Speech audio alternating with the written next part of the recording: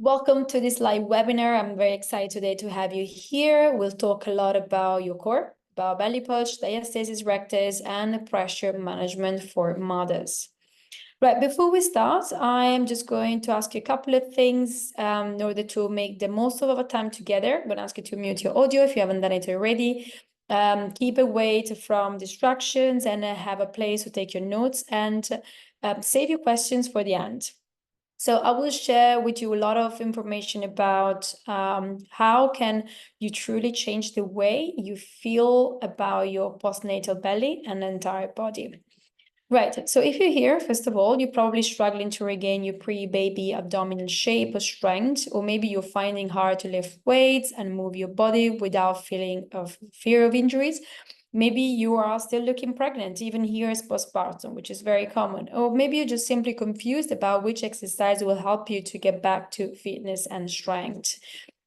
Now, this is for you if you really tried tons of Pilates, HIIT, cardio, abs workout, and your baby belly is still there.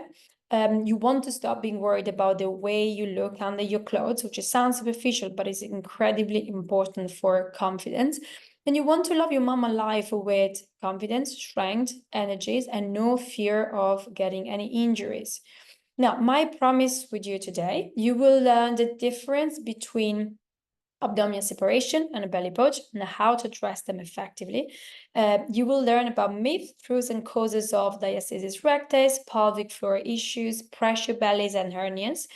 And you will learn about common mistakes postnatal women make when trying to shade the mama belly and regain their strength. And you will also learn about why certain type of workouts or diet restriction are ineffective to fix the belly push and what is missing in conventional approaches. Now, the importance also of pressure, alignment, posture, and load for optimal results. Your promise to me. This is very important. I really would love you to start taking action and making changes. Also to find the best plan and solution that works for you to achieve your goals and enjoy the results and thrive in your motherhood journey as a woman and as a mother.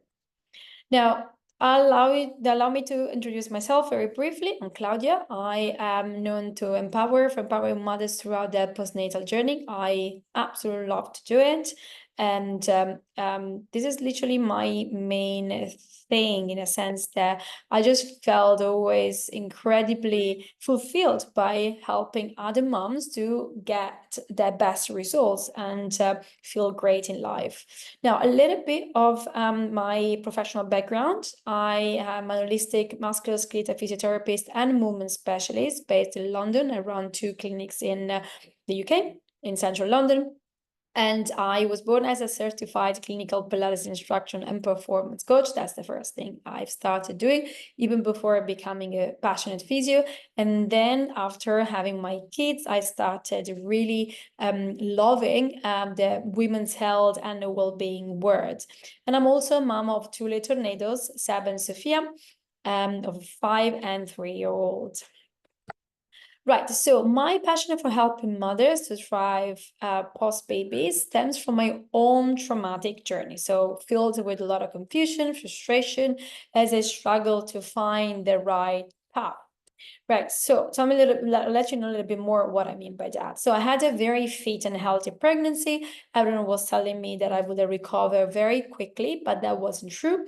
And I had a very traumatic birth, and that followed by a lot of confusion and unsupported postpartum journey. I had infected stitches, pelvic floor issues, diastasis. It was a lot of different things that I had to deal with. And I tried all the classic solutions, which were belly binders, Kegels, which made things even worse in my case. So hyperpressive breathing, it did absolutely nothing. I tried opposite to suck my belly in and doing all the basic Pilates exercise that I knew.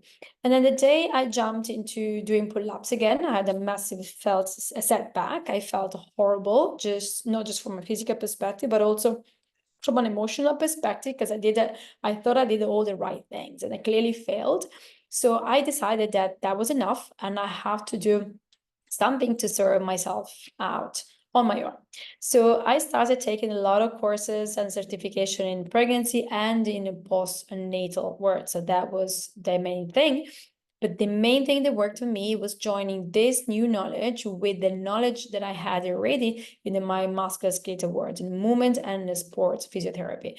This really helped me to understand that there was a massive gap into the classical school pelvic floor physiotherapy and the musculoskeletal side, which instead they have to be massively joined. They are massively linked. I will move into that later on. I also had a great interest in functional medicine, nutrition, holistic health, longevity strategies. So all this massively helped to build solid foundation and in how to help women. So this is when I connected my dots. So I realized that conventional solutions were full of misconception, myth, and unfounded fears. So the lack of a clear holistic path increased my fear of movement and decreased my confidence in my own body capabilities. So this is why today I'm going to share some of my biggest discoveries, tools, and insights that I used with myself and also I use daily to help mothers achieving their well-being goals. So first of all, some important factors to consider.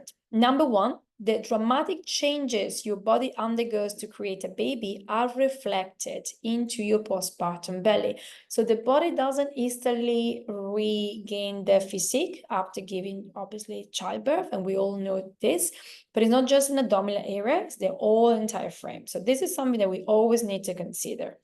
Number two, genetic factors are crucial, but also they're not the whole story. So some people are incredibly lucky from a genetic perspective, so they bounce back. Some mothers that take much longer, or they go through a lot of different issues simply because maybe they have more lax issues, or maybe hormonal maternal hormones, like relaxing, the one that everyone knows, really affect them. So they might take longer to recover, and that's completely fine. Number three, being body positive doesn't mean accepting our postnatal shape as it is. We really want to reframe this concept. Nowadays we talk about complete acceptance of our body. It's not about accepting, it's about improving it. It means loving and nurturing our bodies with the right action, with the right healthy habits. So crucial principles for postnatal recovery.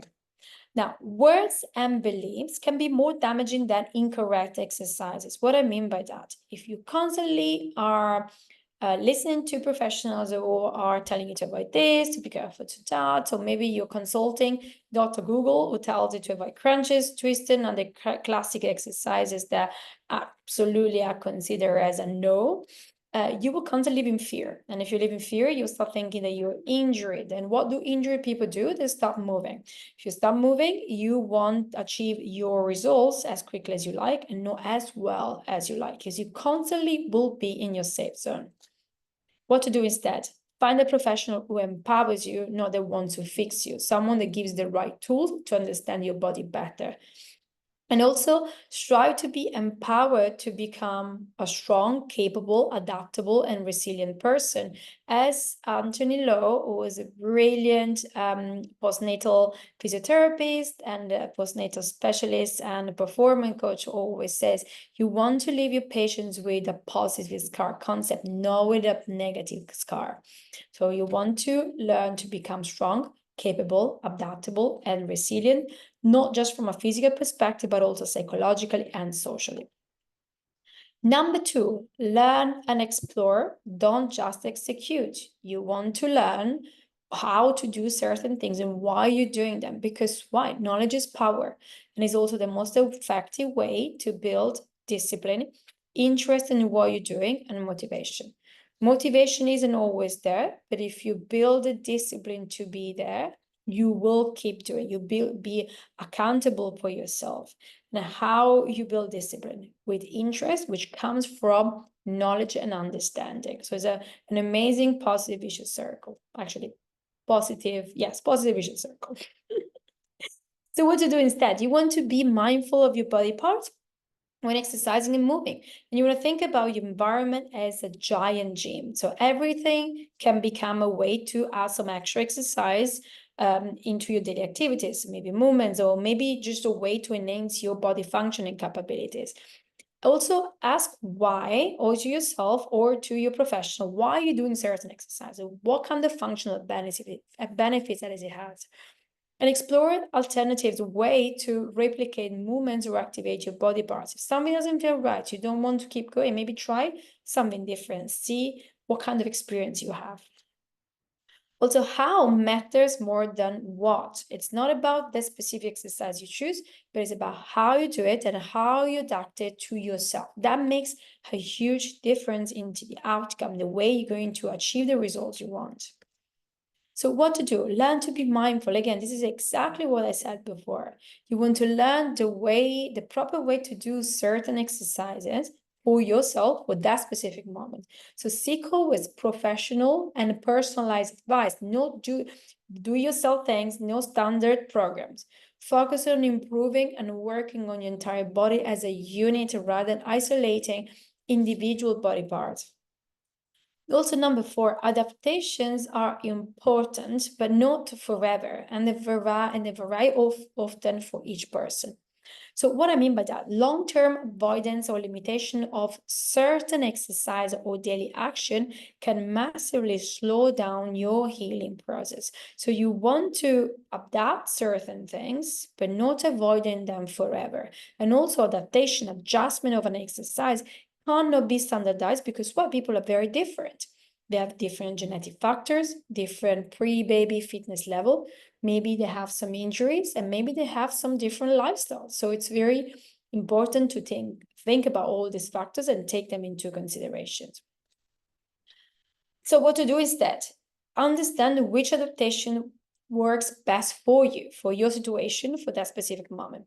Pay attention to your discomfort. Maybe watch out for certain symptoms like sensation of bearing down, or hard diastasis inducing, or maybe lack of control in the abdominal region. These kind of symptoms are very important to be considered. Also follow evidence-based research and recognize that social media's videos are often too brief, lack of context needed to teach you what to do, how to start, and how to address your symptoms. I often get people message me or follow me on Instagram. They're telling me, oh, I just want some inspiration from some of your exercise.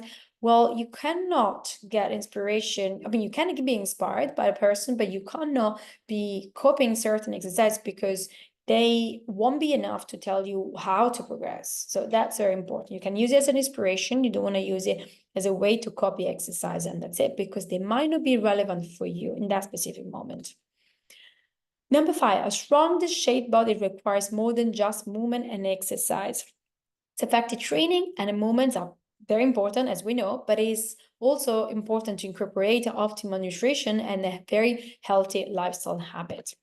So what to do instead? You want to think of the fact that losing weight won't fix your mama belly, but losing some weight can improve also the movements and the way you move and your shape. Also focus on nutrient density, not just on calorie content, because calories are not all equals and they can be very different in the way they make you react in your own body. So learn how mom can prioritize stress management, sleep hygiene to achieve better exercise results and a better health overall. This is very important. In the next few months, there will be other specialists talking exactly about these topics. Build discipline and self-love through healthy habits and positive routine. And remember always that self-love isn't selfish. If you do love yourself, if you do good things to yourself, you feel better, and that makes you be a better person, a better example for your own family and for your kids. Now, let's go into more technical things. So if you're here, I'm sure you heard about diastasis recti, DRA, and it's a widening of the space between the two sides of the rectus abdominis, and it can be also the reason behind the postnatal belly. Not always, but it can be. It's not an injury, it's a natural phenomenon, and it's a very helpful adaptation that allows the baby to grow inside and then to give birth. It's very common postpartum. So as you can see here, is the 6 weeks, 60% of women have it at 6 weeks postpartum, 45% have it at 6 months, and 33% have it after a year. The good news is that often can heal on its own, and it decreases with age. So when we see there's so much hype about testing, over-testing diastasis, not always is very relevant, because might just go. So what is more important is always understanding how to control the entire abdominal area, not just closing the gap. There's so many variations. Why are there many variations? Because people are different genetics, different lifestyle factors, different physical movements abilities, and hormonal changes. Is it preventable? This is a question I get all the time. It's not, but factors like high BMI, inactivity, excessive body fat contribute on its development. So a healthy and active lifestyle can improve tissue healing, tissue quality, therefore helping not just during pregnancy, but also postpartum. So is the postnatal belly push always caused by diastasis? Not. Many women can experience a belly push, which is essentially a pressure belly, without having a real diastasis. So I'm going to ask you a few questions. If you ever seen, if you are trying to tuck your, for example, your tummy in, sucking your belly button in, but your tummy shape doesn't really change. Or your tummy shape actually gets worse when you're carrying your baby or when you're pushing a stroller. Or maybe at the end of the day when you've been standing or sitting all day. Or when you've done tons of Kegels or Pilates exercise, nothing changes. Sometimes your symptoms get worse. Or do you often feel bloated for no reason? If these things happen, they can be very much symptoms or very much linked to not just pressure belly, but also diastasis, pelvic floor issues, hernia, and breathing issues. And they all are related to poor pressure management, insufficient or excessive muscle tensions and control, poor body alignment, bladder and GI irritability, body response to emotional and physical stress, so essentially hypersensitivity. Now, why is it so hard to get rid of the mama belly despite making a lot of effort? Because conventional isolated approaches often are ineffective because they only address some of these aspects and they challenge not enough a woman's body, and they overlook the need of a whole body solution. So the key to success is addressing all these aspects with awareness, knowledge, and structures, one step at a time. And that's why I always say that a postnatal journey, approaching your postnatal journey should be exactly like baking a cake. You need all the right ingredients in order to create a great looking cake and also very tasty and delicious. So you need all the ingredients to achieve success into your recovery process. So here are the steps to success. Step number 1, learning to control pressure is the biggest step toward a flat belly. Now, your internal belly pressure, also called intra-abdominal pressure, is crucial for stability. Anytime you lift a weight, coughing, running, anything that you're doing throughout the day needs pressure to stabilize your trunk.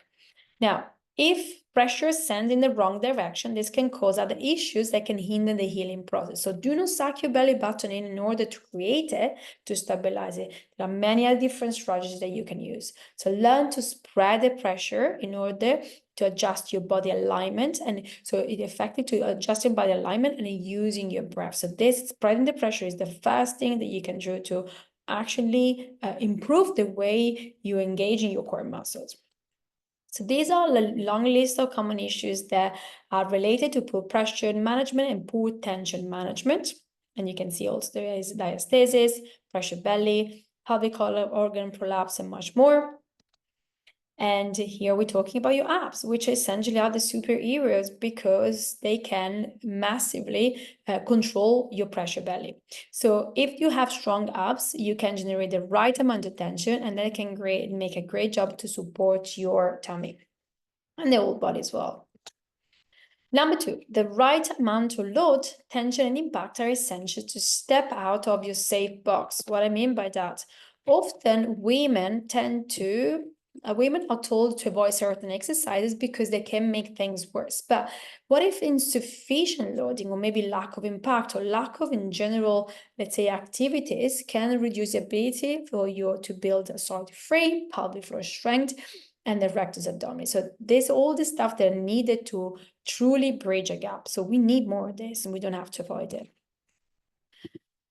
Right, so we know the strong muscles are essential for strong body and flat belly. So you can do exercise like crunches, twists, and jackknife. Why? Because we know now that it's important to consider how we do things and not what we do.